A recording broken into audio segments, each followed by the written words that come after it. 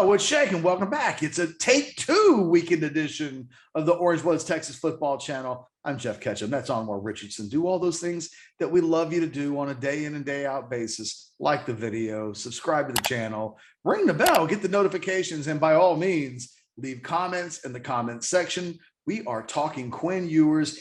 Anwar, he's on campus right now as we record this video on Saturday. Kelvin Banks has just given a commitment to the Longhorns. There's guys are on campus. There's Devin Campbell momentum where it looks like Kelvin Banks might only be one of two five-star offensive linemen that Texas could pick up over the course of the next couple of days and or weeks, but certainly in the 2022 class.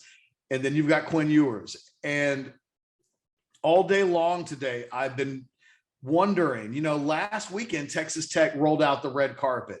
They brought their brand new offensive coordinator in that day, tried to ring the bells of familiarity and like friendships and kinship and all of these things to the extent that it really felt like Texas Tech had some momentum a week ago as they painted a picture of Joey McGuire and the new offensive line coach who Ewers is a big fan of, and all those things happened. And then I thought to myself, Texas needs to get that kid on campus. And here we are 7 days later, he's on campus, and Texas is putting on like a little bit of a fireworks show for him. When you think about Banks and all the guys that are in town, they're working it. It's interesting, Catch. I was thinking about it today. I was thinking about exactly what you're talking about, like Texas Tech and kind of rolling out the red carpet. And I think if you're Steve Sarkisian and I think Quinn was supposed to arrive around like 1 o'clock or so today on Saturday, as and recording this a little bit in the afternoon, and you tell them, hey, Kelvin Banks just committed. What they got over there at Tech for you? To me, that's because I don't feel like it was a coincidence that right around the time Quinn and this recruiting thing's supposed to start is when Banks drops like, I'm here, I'm going to be a Texas person. And I think if you're Sarkisian, you tell him, look around. What do you see here? And what do you see here that you feel like that Texas Tech will offer that we can't? And I think at the end of the day, I mean, I think there will be enough moments for him this weekend, because the one thing about Quinn Ewers, as you know, as a five-star guy, five stars like to hang around five stars, right? It's kind of like models, right?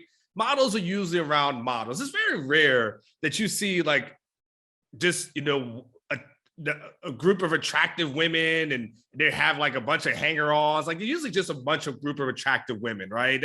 Everyone's kind of just hangs around each other. Rich people, for the most part, hang around rich people, and five stars like to be around other elite athletes. And when you're Quinn Ewers, I don't care who greeted you at Texas Tech. When you're Quinn Ewers and you walk up and there's Bijan Robinson dapping it up with you, there's Xavier Worthy dapping it up with you. Then all of a sudden you see Kelvin Banks, five-star, dapping it up with you.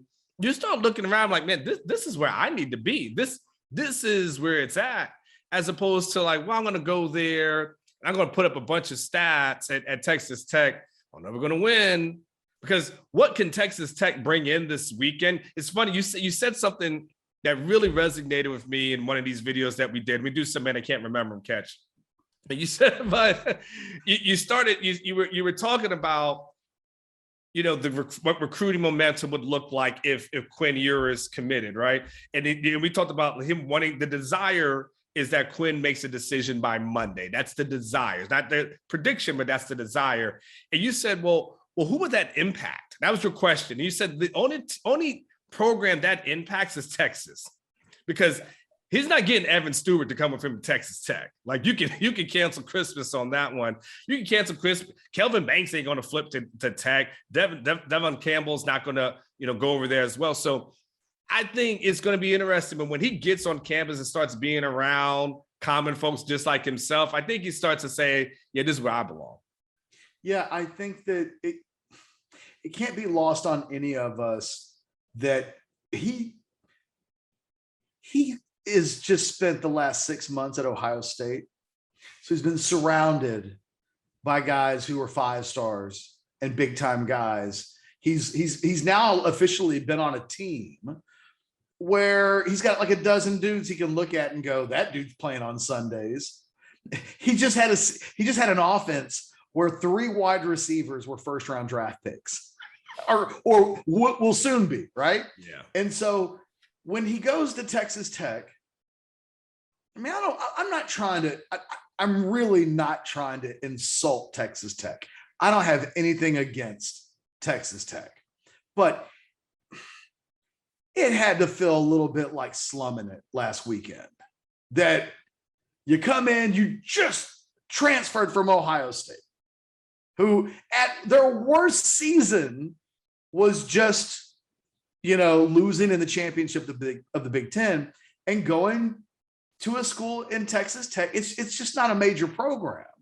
It doesn't have players on its roster that he would look at and think they are like me.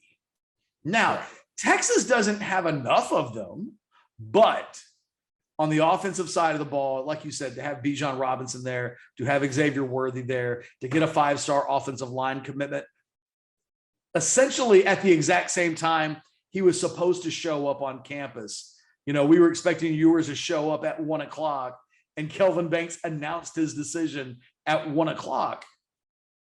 Texas has a ways to go, but Ewers can look around and see stars and see guys with big reputations and guys that household names that if he goes home for the weekend, they're like, oh, you saw Bijan? What's Xavier Worthy like? People now know who these players are. The best thing that could have ever happened to Texas is that its final matchup potentially to battle for Quinn Ewers is with a school that can't expose Texas for its failings. I mean, Texas Tech you'd love for Texas Tech to be the other school in a best out of 2 battle if you're Texas every single time. And just like we said with Kelvin Banks, that Mario Cristobal's departure really helped make this easy. Just like when we look at a guy like Devin Campbell and say, that could have actually gone Oklahoma's way, except Lincoln Riley takes the USC job and completely disrupts everything that Oklahoma would have had going for it. That's a nice break for Texas's way. This isn't Texas versus Clemson or Texas versus LSU or Alabama or anybody. There are a lot of teams that they could be matched up with where you'd go, one school's been really seriously nationally relevant for a long time in the last, relatively speaking, and Texas really hasn't been. Texas feels big in this instance, and Texas Tech will, if he imagine trying to tell yourself 9 months ago that Quinn Ewers was going to end up at Texas Tech.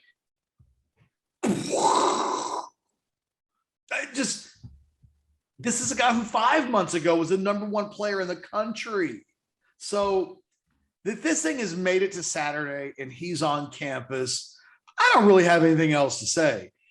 If he doesn't end up at Texas, it will officially be the most shocking thing I have ever seen, because there's just no way in my world and in my worldview that my brain can wrap my head around a guy who is arguably, some people have, I don't personally describe him this way.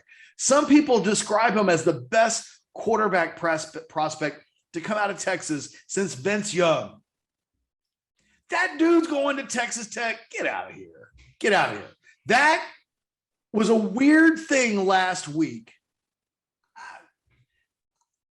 My brain will literally explode.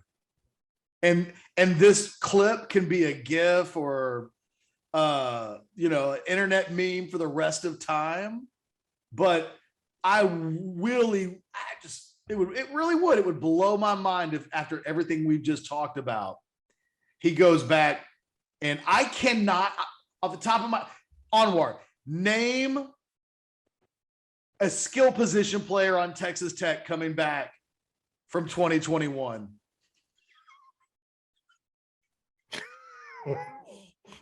See?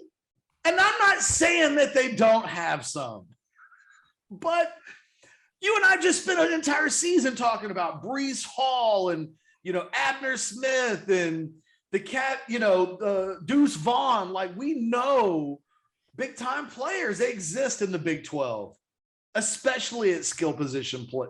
It just, Texas Tech does not make sense to me. And I got nothing else left to say. Well, and to me too, Catch, one of the things, I teased in one of our videos earlier in the week about the war room and being able to, and on Thursday night that we have on Orange Bloods. If you haven't signed up for Orange Bloods, now would be a perfect time. Christmas is right around the corner. So whether you're a Longhorn fan, want to do something for yourself or for someone else, Catch, do we still have a promo going on? Because I'm going to get into what I'm about to say in a second. Do we still got a promo? If not, we'll have something. Yes. Just stay tuned. Stay tuned. We'll have something for you to get it. One of the things that I talked to some sources this week, the appealing factor, you talk about comparisons. If you, are Quinn Ewers and you're thinking about where I'm going to go, do you want to play for the coach that just produced? We see Mac Jones in the NFL right now. Now, granted, he only threw like 1 or 2 times in the last game, but you see him right now. You see Tua. You see his history of what he's been able to do with quarterbacks. And your ultimate goal is to get to the NFL. This is what they were telling me. His ultimate goal, obviously, is to get to the NFL, to play in the NFL. Do you want to go with Steve Sarkisian as a guy who's proven, at least from a quarterback perspective? We can question all the things that we want to question about as a head coach, but from a quarterback development perspective, it's unquestionable that he can fucking produce a quarterback. And excuse my language, but he can produce one. So do you want to go to that guy and play with that guy, or do you want to go somewhere else where, again, sure, you'll be able to put up numbers, but will it really matter? What will it resonate when it's all said and done? I just think that when you start thinking of NIL possibilities and you see how everyone's kind of, rallying around, the Texas fan base for the NIL stuff, when you start thinking about even the path for playing time, that's a different story. When he commits, we can kind of talk about that at some point. When you think about Sarkisian, when you start thinking about the talent that's available for him, it all makes sense. It all makes sense. And the fact that he grew up a Texas fan and doesn't go there, it would be, hell, if he went there, you talk about your surprise. That would be like me saying, Catch, I'm leaving you to go to work for the TCU rival site. Now, why is that? I'm sorry. Because I don't think we even have a TCU site.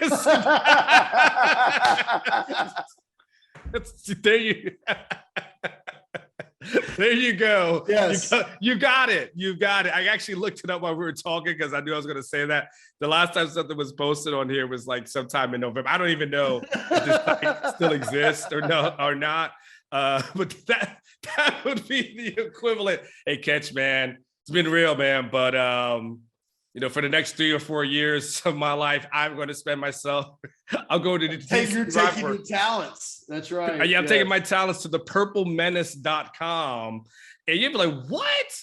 Like, I see if you left me for 24/7. I can see if you left me for ESPN. Like, I can see if you left me for Fox or something like that. Maybe even The Athletic to a certain degree. You left me for the purplemenace.com? I think you just, man, I don't even understand. So you and I would probably feel the same way. So look, again, I said it a couple minutes ago, there's nothing left for me to say at this point. I'm not even trying to insult Texas Tech. It just, my brain is wired a certain way, and my brain will never be unwired in a way that will allow me to think that a guy of Quinn Ewers' stature would go to Texas Tech. Texas Tech would be his next transfer, Anwar. That's where a guy that like him goes when he's failed twice. You know what I was thinking too? That's where Casey Thompson or Hudson Card goes if they decide they have to leave Texas. You know, If they want to slum it, like I would think those two guys would both have better options than that. I mean, every kid that transfers from Texas goes to USC or Utah. That's an upgrade, quite frankly, over what we're talking Shane about. Buechele went to SMU though. Yeah, but he wasn't as good as either. Well, he's better than Hudson. I don't think he's as talented as Hudson, but you can't dispute that up until now, his career at Texas is better than what Hudson. Again, we did it in the last video. We're doing it in this one. It sounds like a future video. Yes. Or maybe that was even this video, and I've just lost track of how many videos Anwar and I've done. We've done a lot. I'm wrapping it up. Okay, like this video, we've made you chuckle a little bit. Anwar made me laugh a couple of times, and I gave you the head explosion thing. Like, if there's ever a video that you should like, unless you're a Texas Tech fan. I'm out. For myself and Anwar Richardson, we'll do this again on Monday for the Monday Overreaction Show, brought to you by our good friends, the Rogue Apothecary guys, therogueshop.com. We'll be doing that on Monday. Until then, you guys, or if Quinn Ewers signs or commits, we will break through, we'll interrupt programming to do that. Until then, we'll see you on Monday. Later.